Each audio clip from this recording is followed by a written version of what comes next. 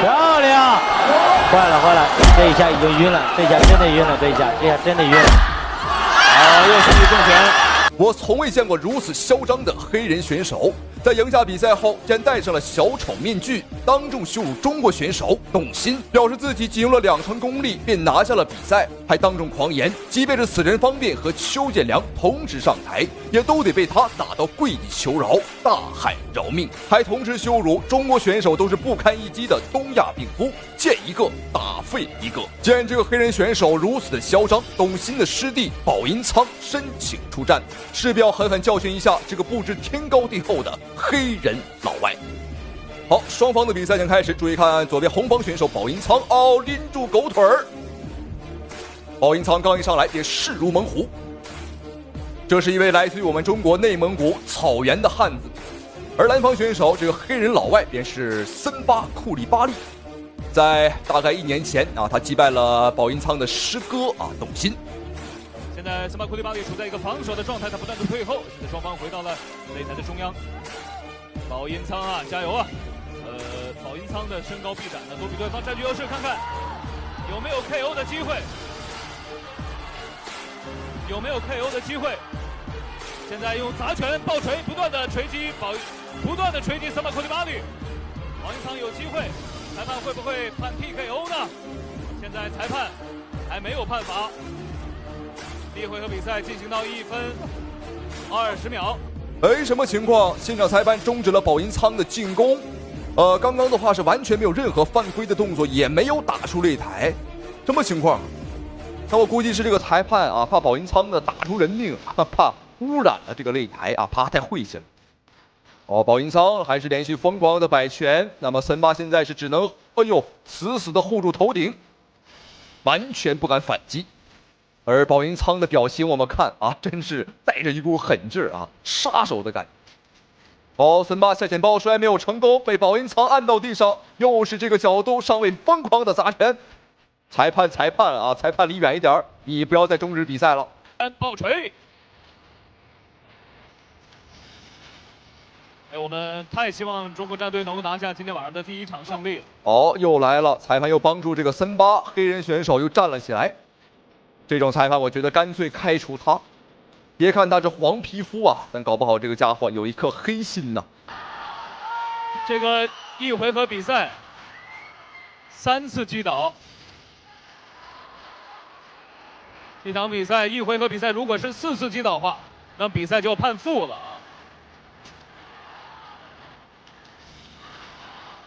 在第1回合还剩下只有10秒钟的时间。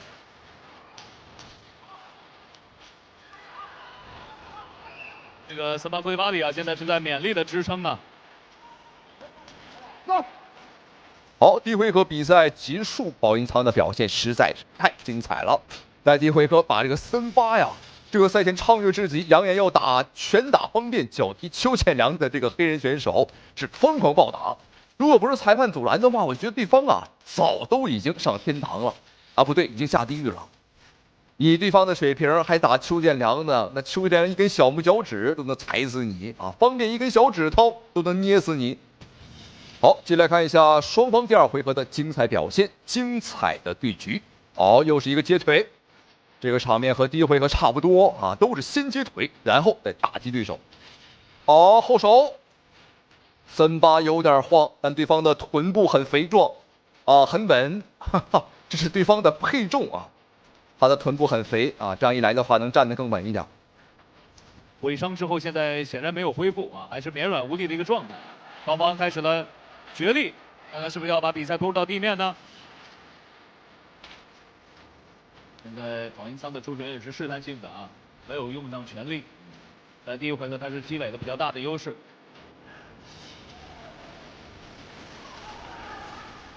森巴库利巴利这位选手，我们感觉他还是非常顽强，很能扛在第1回合都被打成那样好，连续的摆拳和直拳。现在现场情绪的现在现场观众的情绪也是非常的高昂中国攻击全能系的战队太需要一场胜利了。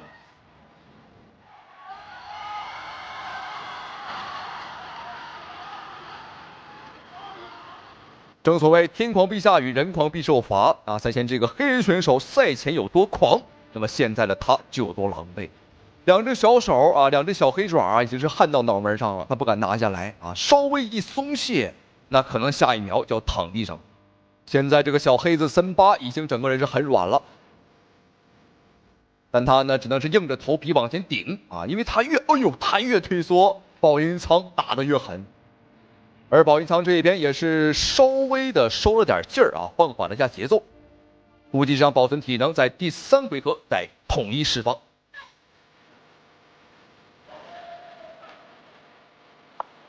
虽然摇摇欲坠，虽然站不太稳，失去了平衡，但是他还是能坚持啊，这就是森巴库利巴里的特点。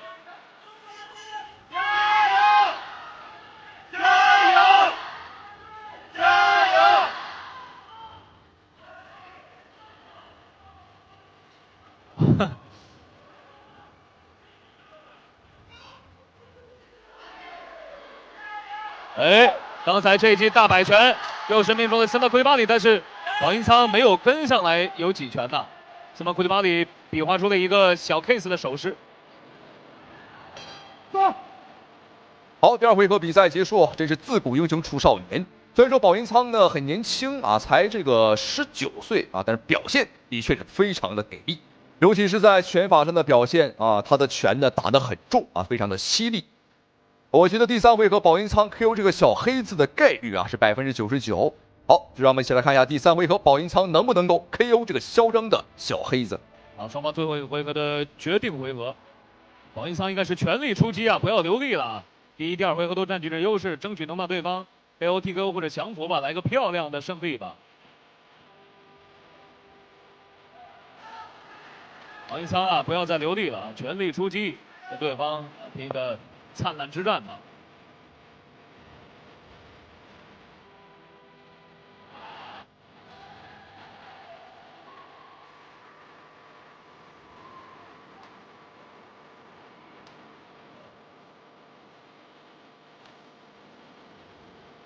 那保音仓出拳落空的机会也比较大。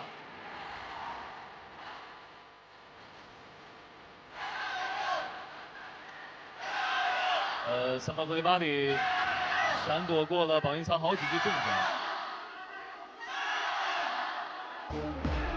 现在森巴库利巴里是在摇臂啊。保音仓这个小伙真是怎么打怎么有。虽然说现在体能没有开始那么好了，但是打的拳啊依旧是很准，打得很重。好，森巴想摔，但保音仓来自于草原啊，你摔我们那不属于羊入虎口吗？第3回合马上要结束了，现在这个小黑子森巴也试图做一些反击。哎，保音仓这怎么能不做防守呢？哇，真不做防守，双手自然垂直，这不是说我们没劲儿了啊，就是不想防。哇，这个防爆摔真好啊！本场比赛的防爆摔是100%的成功率。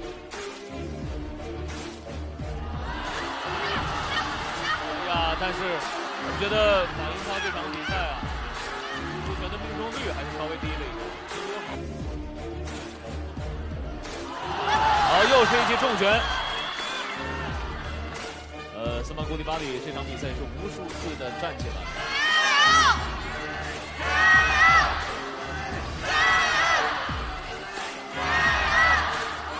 好，又是一记重拳，再打了个坐地不起。本场比赛结束。好，比赛终于结束。那实际上第3回合，我个人感觉啊，应该早就判胜了，因为保音仓连续击败了击倒了对方3、4次，但是都没有被裁判读秒。这个裁判我觉得啊，真应该检查他一下，黄皮肤，但他有一颗黑心呐。好，这场比赛让我们恭喜保音仓为他的师兄董鑫成功复仇。本场比赛也打得非常的给力，非常的有血性。好，同时感谢屏幕前您的收看与支持，咱们下期视频再见。退役多年的死神方便竟然重返擂台，不料刚一上场就险些被黑人拳王重拳 KO。台下老外看到这一幕，都纷纷站起来嘲讽方便。方便的56连胜险些被终结，结果下一秒站起来的死神方便眼神突变，和对手玩命拼拳，誓死捍卫不败战绩。打中国的死神方便，你有几成把握？哎，那个垃圾玩意儿，我3拳就能打死他。他他的连胜完全就是中国人花钱包装出来的。他在我的眼里连一个三流选手都算不上，我会亲手打飞他，让全世界看一看中国人是多么的可笑。好，注意看视频当中正在出场的黑人选手，便是来自于法国的明星级拳王塞德里克·杜姆贝。好，这名选手可谓是身经百战，这次不远万里的话，也是来到中国挑战死神方便。但此时的死神方便啊，已经退役多年，早已不再打比赛了。但塞德里克在媒体面前多次嘲讽方便，说方便的连胜啊都是假的啊，都是我们中国人啊花钞票包装出来的。最过分的是，他竟然还拿死神方便和武僧一龙做起了比较。他说方便和武僧一龙都是假把式，都是冒牌货，都是不经打的垃圾玩意儿。这一番触及底线的言论彻底惹恼了方便。你可以说方便实力不行，你可以质疑方便，但是你绝不可以说方便与虫为伍。方便是实力悍将，而一龙呢，他是网红啊，这完全不能相提并论。所以方便无论如何都咽不下这一口恶气，因此决定重出江湖，誓死捍卫自己的荣誉。好，注意看，双方的比赛已经开始。红方选手死神方便，蓝方选手便是塞德里克·杜姆贝。方便此时的战绩是46战全胜啊，一个不败战绩。而塞德里克·杜姆贝也不简单啊，他是48战45胜，基本上也没输过。但当然，他的48战这是职业战绩啊，其中还有很多他业余比赛啊，包括街头斗殴，已经超过100场作战。这实际上都是很兴奋的，他们希望能踩在巨人的肩膀上，踩在前辈的肩膀上，更加有所成就。是，对手越强啊，其实对自己来说呢，也是一个考验。当然，这也像是一针强心剂。很多球队和运动员都是这样，遇强则强啊，这样的话能激起他的比赛的欲望。那作为死神方面，现在我们看到了他从一个职业的运动员，一个顶尖的拳手，现在身份变得多元化了。是的，他变成了一位丈夫，一位父亲，一位老板，一位教练。在这么多重身份的同样的在身份的混杂中呢，方便是如何摆平这样的关系？对方是做了一个狙击。对于方面的状态，会不会因为这样多元化的身份而下降？我们也再看一下他擂台的表现。相信了解方便的观众朋友们都很清楚，方便的成名之战就是 KO 了加拿大拳王西蒙马库斯。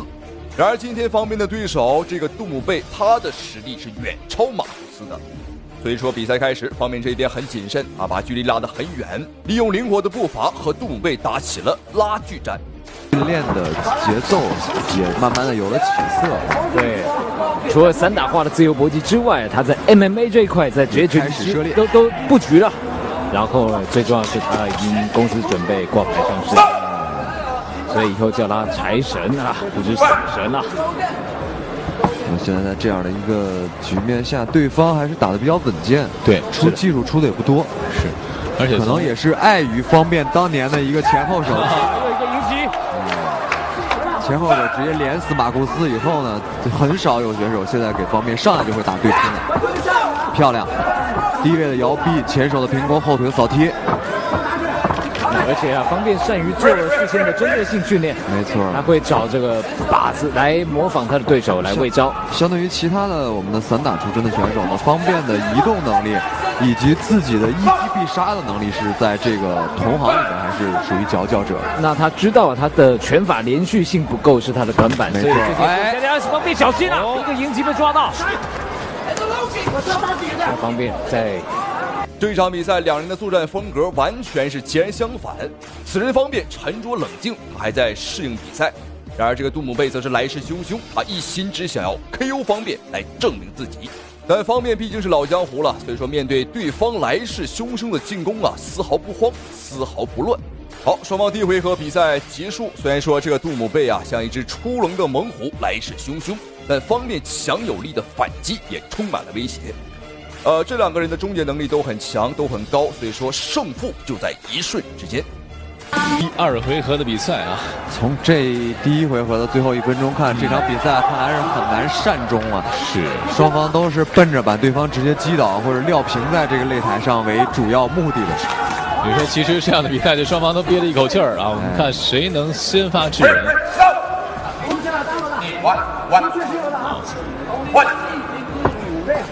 只能一次7级。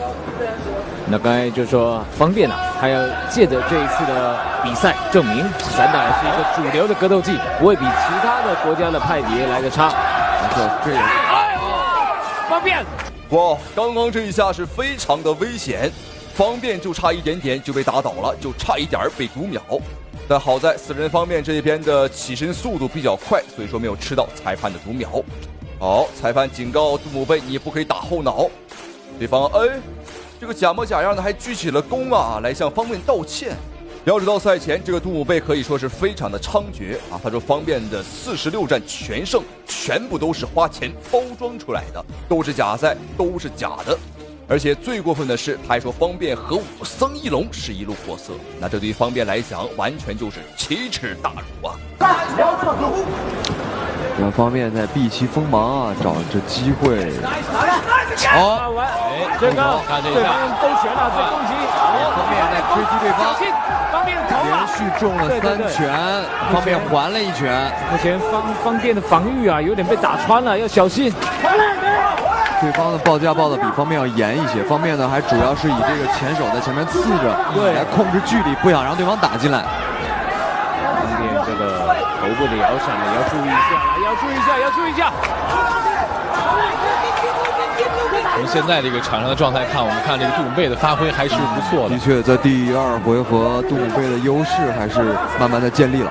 方便可能不能再拼拳了，是方便在找机会。如果让老师给方便一些建议的话，你会有什么样的一个建议？如果包边上头啊，如果是我的话啊，这个时候我认为应该避其锋芒。方便毕竟有优于对方的移动能力。对方有这个打后脑打得非常的明显，而且真的是没有想到这个黑人拳手杜姆贝竟然如此的无耻，他迟迟打不开局面，竟然来攻击死神方面的后脑。要知道比赛当中呢，打击后脑这是最可耻啊，最严重的违规了，因为一不小心有可能会打出命案。双方拼拳，死神方面完全不落下风。这一下的话是重心失衡，自己把自己踢倒了，完全没问题。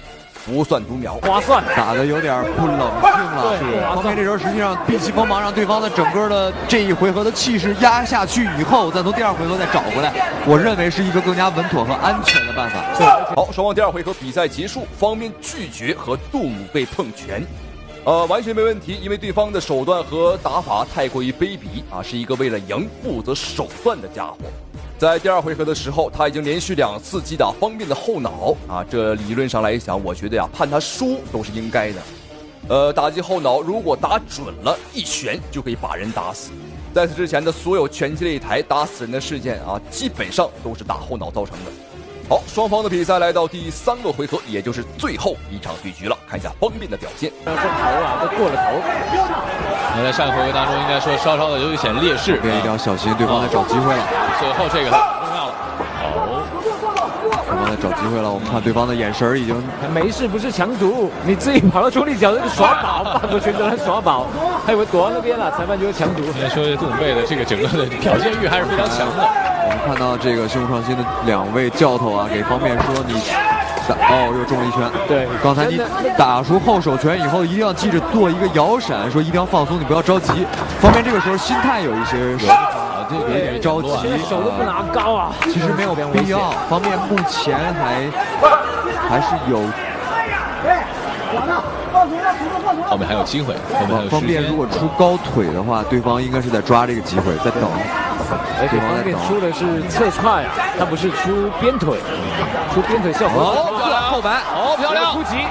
第3回合的死神方面终于开始放手一搏，向杜姆贝发起猛攻了。在前2个回合方便打得过于保守啊，这一回合如果再保守的话，那本场比赛有可能会输了。好，你看，对方在把方便顶倒之后啊，还站在方便的面前挑衅我们。虽然说本场比赛看起来的确是杜姆贝这一边啊打得更凶，打得更猛，但分数上，观众朋友们，我敢负责任的告诉你，方便绝对不落后于对手。因为方面有着多年的散打经验，而且体制内的散打打分啊是非常关键的啊，所以说方便打分非常的厉害。实在有点替方便担心了。下劈，还有这个手，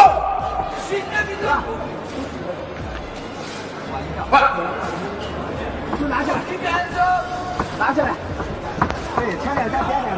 我相信呢，依然采取的是自己非常习惯的这个套路啊。车踹前后手的转控制，方面现在整个战术变为控制了。我们看已经不再打进去跟对方对拼了，但是动作太大了，他的腿法动作太大，没有隐蔽性。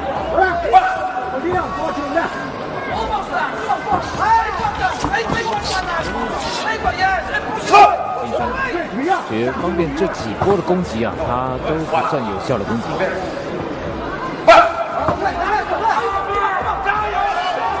时间呢在慢慢的推移，我们看看双方是不是有什么样的战术的变化。杜姆贝整个的拳法技术呢，还是以这种抡摆为主。对，实际上如果作为心态平衡的方面来说，应该对防御这样的腿法不是那么的难，这样的拳法不是那么的难。是的，但是现在方面在心理失衡，而且主动求战这样的一个状态下，没办法打控制了，在心态上、情绪上会有一些影响和变化。而其实刚才说了，杜姆贝他那个整个看一下，我们来看看结果。平局，加赛一局。这样出。哦，这场比赛的结果有点超乎我们的意料，没有想到竟然是加赛一局。一般来讲，如果第4回合是决胜局，那么前3个回合的表现啊，完全可以忽略不计。那接下来裁判需要看的就是这最后1个回合的表现。所以说，接下来2名选手肯定会毫无保留，倾尽所有，玩命的打，玩命的拼啊！因为这是最关键的1个回合了。贝的摇臂直接钻进来了，但是方便被撞到头啊！杜姆贝扫高扫，这高扫透过拳套打中了，打到自己。双方对拼拳，方便直接前手刺拳拿臂往外一顶，看来方便就是要打距离了。是，而且这第4回合靠到对方身上了。把整个前冲都冲过去，这样会很危险。方便现在还是在打游移，我们非常希望方便，我觉得方便3回合打完。整个的情绪也冷静下来了，是这样的。就这一回合应该说呢有所调整，而且呢非常重要。而且方便做了很多后摆踢啊，就是后摆踢没有配合假动作的话，是基本上踢不到。特别是在对方如果不前防备的时候，决胜局就是决胜局，这一下把方便和杜姆贝所有的能量、所有的招式啊，全部逼了出来。现在的战况很激烈。但方便呢，毕竟是我们的不败王者，他还是很沉着冷静啊，没有盲目的去进攻对手。反倒是这个杜姆贝，因为前3个回合打得太猛啊，第4回合他有点泄劲儿了，现在的他有点没劲儿了。打轮胎啊打出来的，所以呢拳呢是很重的。相对来说，对方的拳没有方便的拳突发速度快，对，那这样方便可以一拳一拳累积自己的优势，也是一个不错的战术。是的，而且现在看杜姆贝，其实整个前几回合打的看起来好像这个比较有效果，但是其实真正的准确率还是比较差一些的。从这回合来讲，看方便应该一拳是一拳，一下是一下。目前的希望是跟方便打乱战，对，打白刃战。方便现在是朋友给他这个机会。我们方便好像打的也是这个主意啊。方便一直在保持着移动，对的，移动，不断突袭，不断移动。好，对。小心了。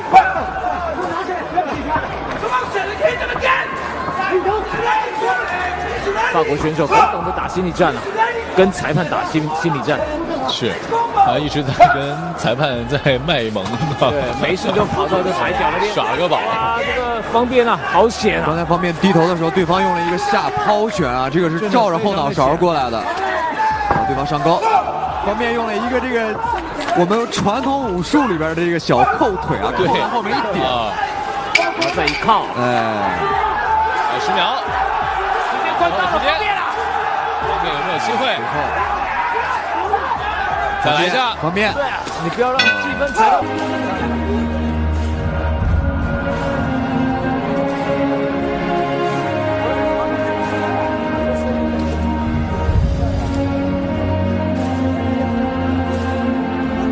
我们3位都沉浸在这场比赛到底会是一个什么样的结果的沉思。好，双方这一场加时赛的大战终于结束，终于打完啊！最终的结果我觉得完全没问题，因为第4回合加时赛方便的表现明显是更好，但是还是要看一下最终裁判的判罚。好，没有问题，恭喜死神方便，非常精彩。前的实体。嚣张的日本空手道冠军来中国踢馆，叫嚣道中国武术都是女人练的娘们拳法，没有任何实战能力，日本空手道才是世界第一。面对日本人的嚣张态度，太极拳传人韩飞龙霸气出山，用真正的太极功夫打得日本选手哭爹喊娘，临门一脚更是精准无比，当场让日本选手断子绝孙。他是太极拳大师王占军的关门大弟子。招仓风术是什么样的表现？怪不得韩飞龙穿着这样一个长裤，对，很有特色的这么一种中国传统的这个太极拳这个风格哈。双方上来之后呢，我们看这个招仓风术啊，我们发现招仓风术还是在做一些哇，转身的后蹬，下劈连续的组合拳，哇，好漂亮！啊，招仓风术逼到了这个绳脚。哦，注意看，贼眉鼠眼，一脸贱笑。面对韩飞龙的强势猛攻啊，这个家伙非但没有怯懦，而且反而嘲笑韩飞龙，表示我无所谓啊，我没有受伤。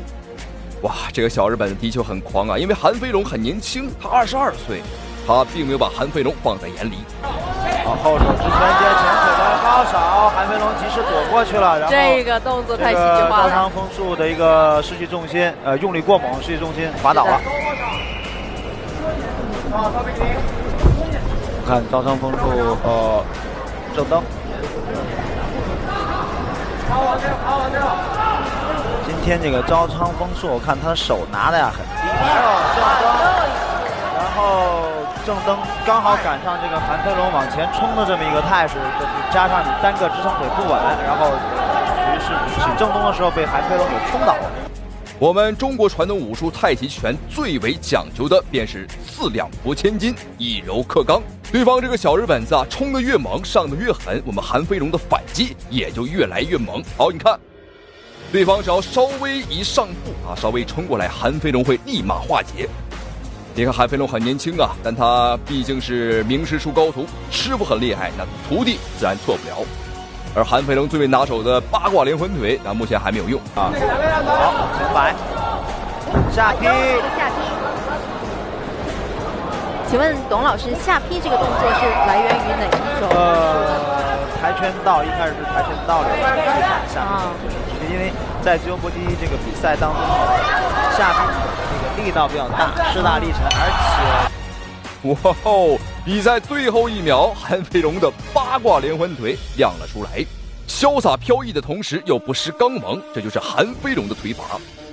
好，接下来看一下两名选手第2回合的精彩表现、精彩对局，观众朋友们千万不要错过。这个韩飞龙的动作质量，无论是他的防守方式，还是他的出动作的这个路线以及速度、力量来看，而且还有包括观赏性。对，这个韩飞龙的动作非常漂亮。对。这是招仓风术做正蹬没有起来，没有完全发出力量，摔法是不得分的，不计入这个裁判评分的一个因素。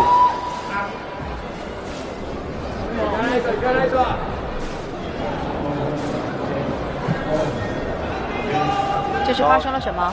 刚才是招仓风这种裁判看招仓风这个膝盖啊起的有一些过于靠近韩飞龙的裆部，所以裁判要提出来要注意一点。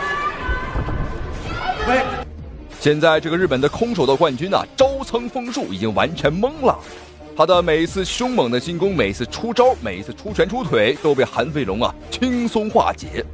我相信现在对方肯定是懵的。我们看，又一次像摔一头死狗一样把对方摔到地上。现在只要对方一出腿，就会被韩飞龙啊立马放倒在地。如果来到内围之后，也会被韩飞龙摔翻在地啊！反正是无论怎么打，都打不过我们。一会趁他打拳发力之前呢，自己的整个重心压在前腿上。韩飞龙刚才的目的是想少提他这个支撑腿，让他这个失去平衡，但是没有成功。肌肉的线条哈，包括肩部的三角肌，然后肱二头肌、肱三头肌都非常明显清晰。现在这个小日本的招仓风术啊，已经是急得不行哦，漂亮，劈挂腿，没错，大脚踹脸。扇小日本子的耳光啊，千万不能用手啊，因为那只会脏了我们的手。用脚刚刚好，好漂亮，又一次放倒在地。就目前来看，日本的空手道在我们中国传统武术太极拳的面前啊，观众朋友们完全没牌面，根本没有还手的余地。这场比赛就像是一个正常人打一条疯狗一样啊，对方已经完全失了风了。我们看，哦呦，他就是想疯狂的进攻我们，但他不知道的是，他打得越猛，我们韩飞龙的反击啊就越厉害，这就是借力打力。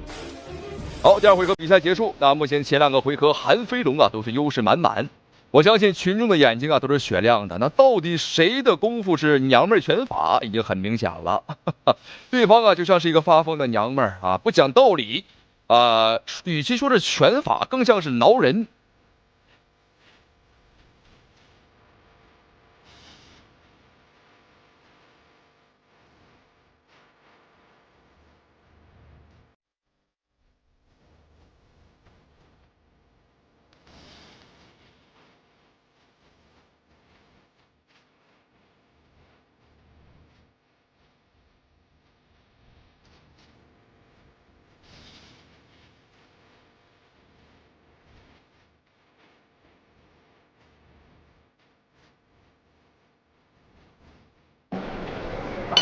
接下来看一下太极拳和空手道到底谁能够决出胜利。学生局非常友好的抱了一下。韩飞龙连续的组合拳，但是落空。是的，哇哦，现在这个非常精彩。招仓风术一个直接跳起来的一个膝盖的攻击，但是被韩飞龙摔倒了。转身后倒踢到裆部。啊，这个是很痛很痛的。转身的后摆腿是应该从他出腿的这个这个角度来看，应该是直奔这个招仓风术的大腿的。观众朋友们，这一脚我只能说呀，踢得好，踢得妙，踢的是呱呱叫啊！这帮侵华战犯的后代就不配再有后代。我觉得啊，从此以后断子绝孙没什么好说的啊，很好，非常好。我也希望我们的中国选手多学一学啊，多学习韩飞龙的这招啊，断子绝孙脚，让这帮小日本的尝一尝痛苦，让这帮小日本的知道我们中国人不是好惹。继续进行。双方呢之前的比赛呢动作都非常大，所以就导致双方很容易抱在一起。好，连续拳法组合进攻，但是被这个招仓风术抱住了。又是一个舍身踢。刚刚红光选手那个是超人拳吗？这个日本选手一个飞起来的一个飞膝啊，非常危险。但是韩飞龙一个侧身的闪避啊，但是也还是很危险，刮着下巴过去了。第3回合已经过去了一半的时间，双方的比赛啊，基本上已经可以板上钉钉了。让你转，让你转。小日本的活还不少啊，还会转身边拳。学什么转身边拳啊？你干脆学中文啊，学习啊，这个中国身份证怎么领，将来啊好做好准备就行了。这2个选手打起来场面很多戏剧化的场面，观众也此起彼伏的响起一阵阵掌声。这是一场非常有意思的比赛。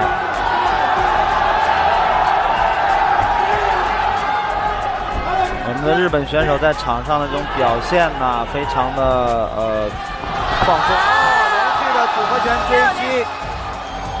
哇，刚刚这套组合拳法，我相信屏幕前的您呢，看的肯定是非常过瘾。您可能会好奇，这太极拳法不都是很软很柔的一种拳法吗？为什么这么猛？韩飞龙的太极拳啊和其他人不同，他是实战派，他将太极拳和自由搏击啊结合到了一块儿，这是一个刚中带柔、柔中带刚的独特打法。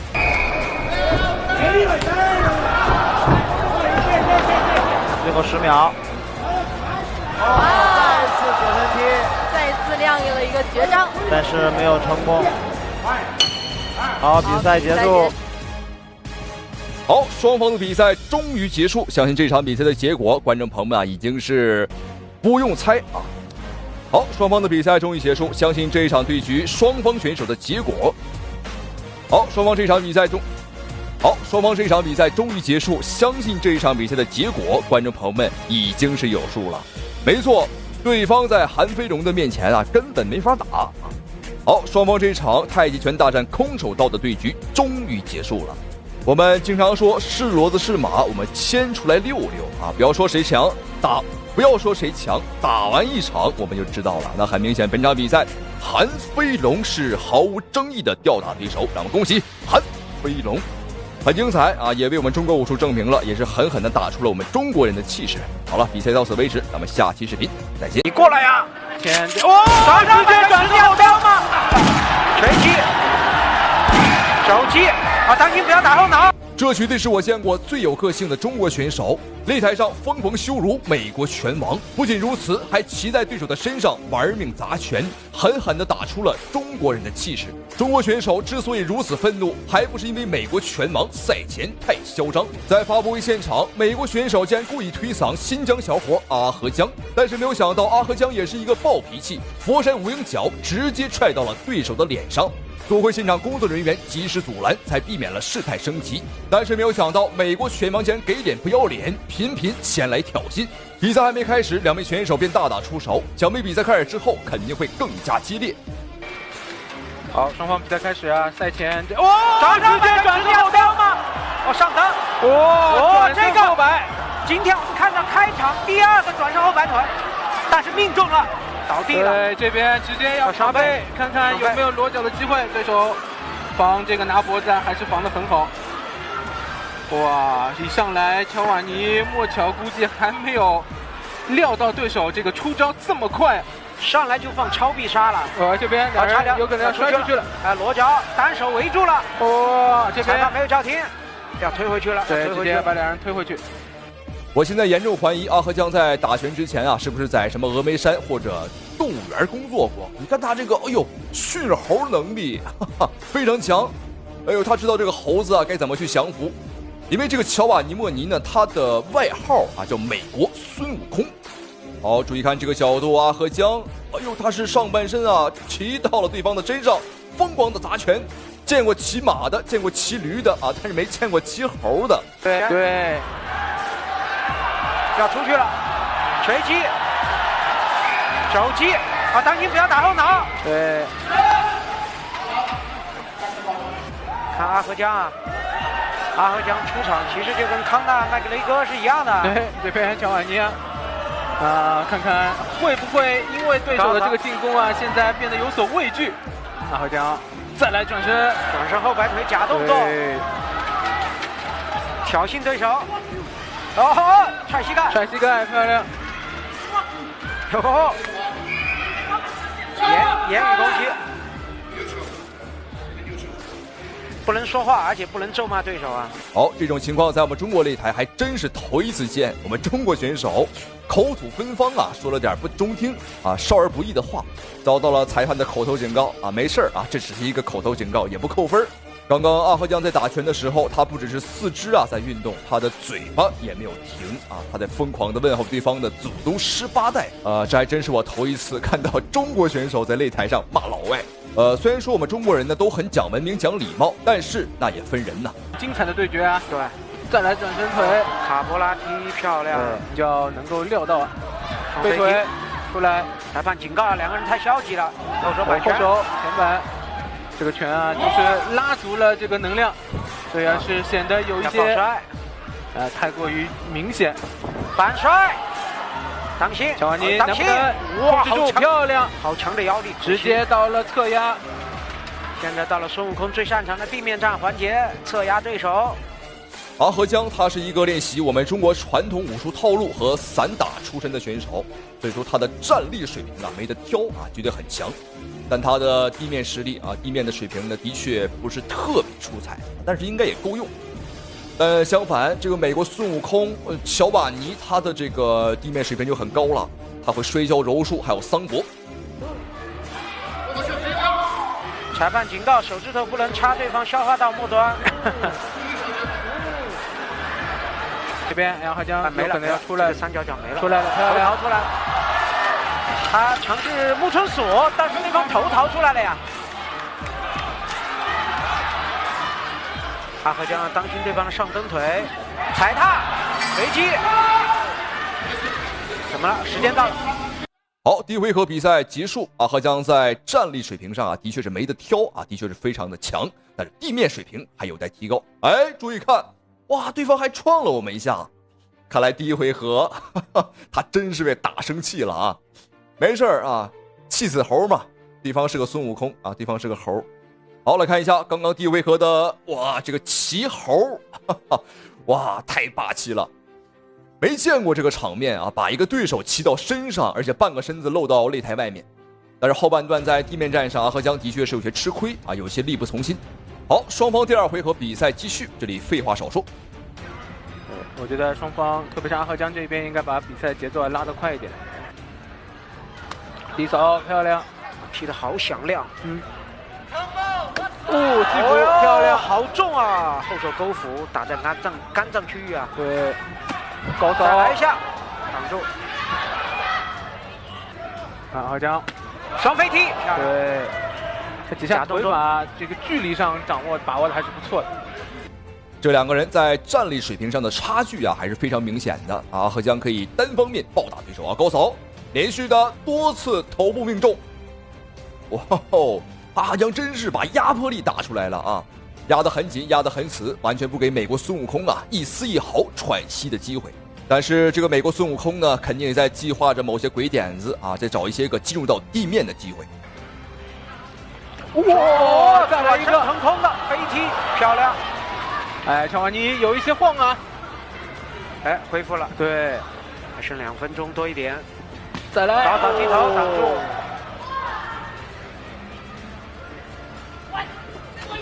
转身后蹬，漂亮。